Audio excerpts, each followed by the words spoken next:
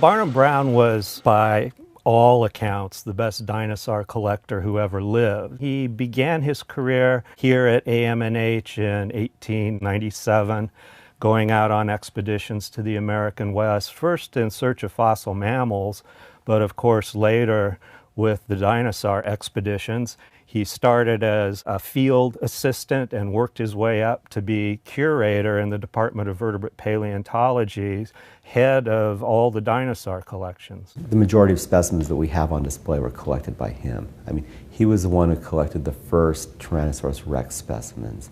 He was the one who collected the Albertosaurus specimens. He was such a popular and important guy during his lifetime that he really kind of was the museum.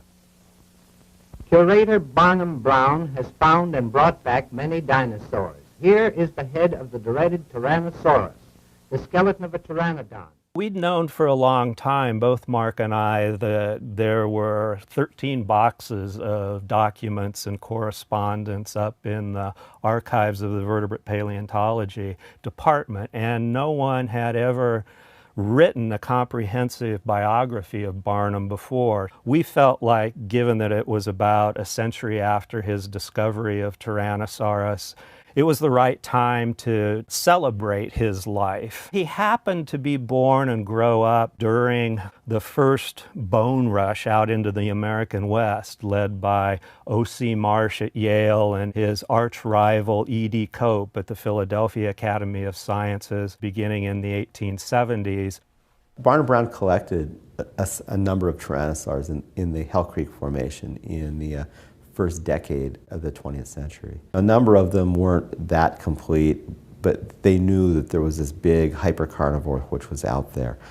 He found things like, a lower jaw, part of a brain case. Finally, he found this specimen, what would become the 5027 specimen. And the skull, which is still amongst the most beautiful Tyrannosaurus skulls known, was found in one single chert block. It was quite a sensation. Right from the start, from the announcement in the New York Times that they had discovered Tyrannosaurus, there was a full-page article about the discovery, and that continued all the way through until they unveiled the mount for the public in the exhibition halls. He would go out on the road to give lectures, and people would flock around his trains when they came. And then he was one of the sort of, early sort of, celebrity paleontologists in the sense that he had his own CBS radio show each week, which he would talk about things. He was the dinosaur consultant for Walt Disney and Shostakovich for Fantasia. I don't think it's too much to say that we all work in his shadow, especially if you're working on dinosaurs. It's not only the fossils that you're probably incorporating into your studies, no matter what kind of dinosaur you're working on, but he was also trained as a geologist at the University of Kansas, and although he didn't take a lot of detailed field notes, he had a very good eye for the stratigraphy, the sequence of rock layers in the field area where he worked all over the world. No matter how hard you try, especially here at the American Museum, you can never really walk out of Barnum's shadow.